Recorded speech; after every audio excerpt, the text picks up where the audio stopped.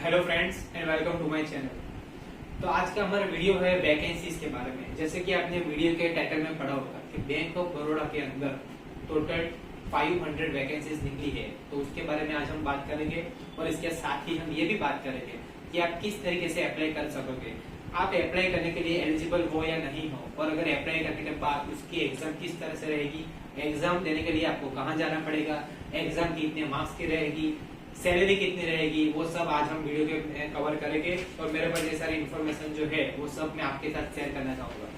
तो सबसे पहले तो टोटल 28 स्टेट के अंदर 28 राज्यों के अंदर ये वैकेंसीज बाहर निकली है। टोटल नंबर है इसकी 500 यानी कि 500 वैकेंसी पूरी है।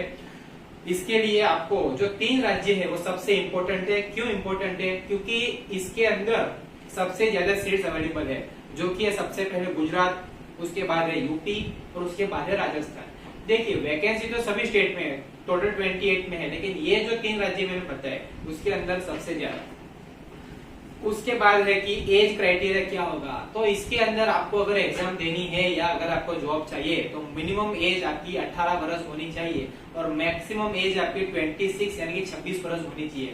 और सबसे अच्छी बात ये भी है इसके अंदर कि पासिंग क्राइटेरिया सिर्फ 10th है, यानी कि अगर आपने 10th क्लास भी पास किया है तो भी आप एग्जाम देने के लिए जा सकते हो, सिर्फ 10th पास। जी हाँ दोस्तों, अगर आप 12th पास हो, कॉलेज पास आउट हो तो आप दे सकते हो, लेकिन अगर आपका अभी 11th क्लास रनिंग है, 12th रनिंग है, कॉलेज रनिंग है, फिर भी आप इसकी एग्जाम दे सकते हो, क्योंकि मिनिमम है सिर्फ 10th पास। उसके बाद बात करते हैं जो कि बहुत इंपॉर्टेंट है कि लोकल लैंग्वेज, आपको लोकल लैंग्वेज वहां की आनी चाहिए। जैसे कि फॉर एग्जांपल अगर आप गुजरात में एग्जाम दे रहे हो या अगर आपको गुजरात में जॉब चाहिए तो आपको हिंदी के साथ साथ लोकल लैंग्वेज जो गुजराती है वो भी आनी चाहिए। जैसे कि सपोज आप तमिलनाडु में एग्जाम देने जा रहे हो या तो आप तमिलनाडु के स्टेट के हो तो आपको इंग्लिश हिंदी तो ठीक है, लेकिन प्रॉपरली आपको तमिल लैंग्वेज भी आनी चाहिए। इस तरीके की बात है। उसके बाद बहुत इंपॉर्टेंट है कि स्टार्टिंग सैलरी कितनी होगी। तो सैलरी वो काफी बढ़िया है।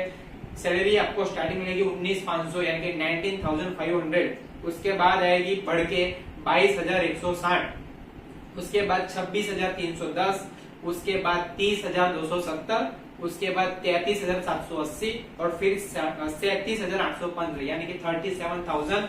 इतनी आपकी सैलरी बढ़ेगी, यानी कि मिनिमम आपकी स्टार्टिंग सैलरी रहेगी 19,500 और बढ़ते बढ़ते लास्ट तक हो जाएगी 37,815 रुपए। तो ये है सैलरी जो कि काफी अच्छी है। त्यारबाद है पोस्टिंग इन सेम स्टेट। ठीक है, आपकी पोस्टिंग वैसे तो सेम स्टेट में ही होगी, यानी कि अगर गुजरात से एग्जाम दे रहे हो तो आपकी पोस्टिंग संभावना है कि गुजरात में ही हो, लेकिन प्रोबेबिलिटी है कि शायद चेंज भी हो सके। यानी कि पहले गुजरात में काम करते हो फिर आपका चेंज हो गया, आपको कहीं पे भी वो लोग आपका ट्रांसफर करवा सकते हैं। उसके बाद है एग्जाम। मेन चीज है एग्जाम कि एग्जाम कितने मार्क्स की होगी। तो आपका जो एग्जाम है वो टोटल 100 मार्क्स का रहेगा और वो टोटली एमसीक्यू रहेगा, लेकिन विद नेगेटिव मार्किंग।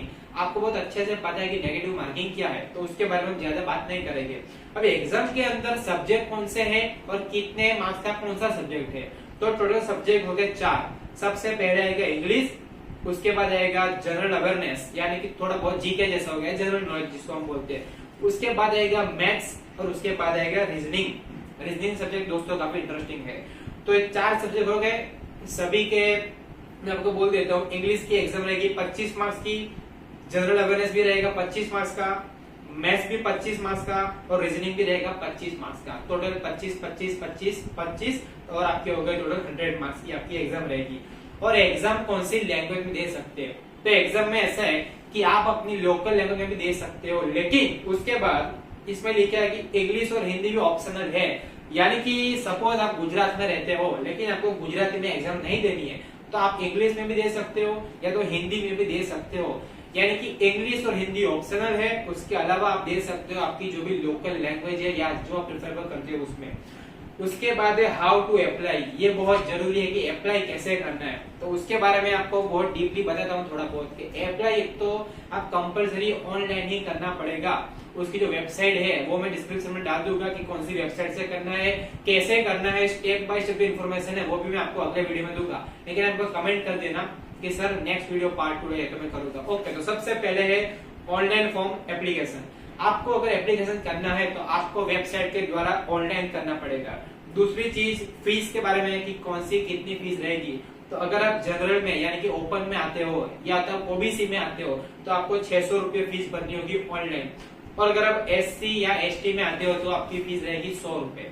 तो ऑनलाइन अप्लाई करना है, कौन से सब्जेक्ट है वो मैंने आपको बता दिए, एग्जाम कैसे देनी है, कहाँ देनी है, आपके एग्जाम में जो सेंटर है वो कहाँ सेंटर है वो भी इन्फॉर्मेशन मेरे पास है, जो मैं अपने टेलीग्राम के अंदर अपनी जो मेरी चैनल है वहां पे रख दूंगा। फिर भी आपको अगर कोई इन्फॉर्मेशन जाननी हो तो आप कमेंट कर सकते हैं, और अगर इसका पार्ट 2 चाहिए स्टेप बाय स्टेप कि कैसे अप्लाई करना है, कौन सी वेबसाइट है, कहाँ पे क्यों अटकना है, कैसे अटक गए हो, या तो फिर फोटो कैसे अपलोड करना है, तो वो सब आपको मैं मेरे नेक्स्ट वीडियो में बता दूंगा। Okay, thank you and all the best for your exam.